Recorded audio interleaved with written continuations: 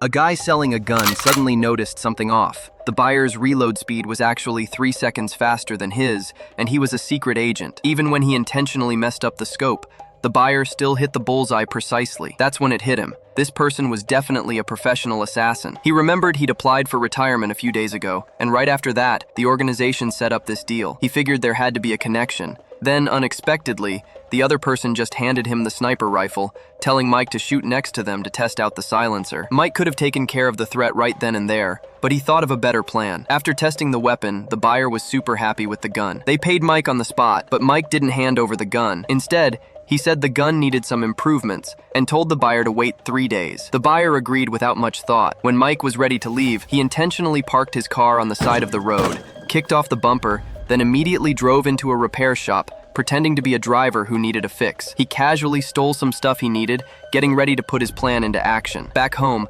Mike moved fast. He took apart the stolen parts, hammered them into the shape he wanted, and broke down the stolen steel pipe into tiny pieces. Finally, he put them onto the prepped outer casing. A sniper silencer was made. Next up, he needed to make a suitable gun body. He bought some parts on the black market.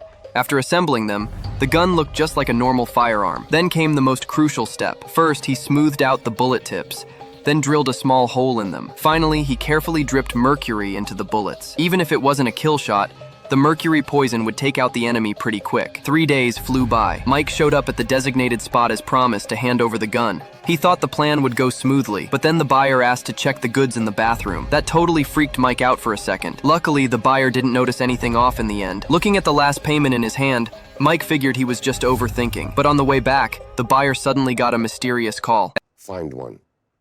I'm following him now. At this point, Mike also realized the danger and planned to leave the city with his girlfriend. Little did he know, a scope was already locked onto him. It was the female assassin he'd just dealt with. Seeing her target right there, the assassin decisively pulled the trigger.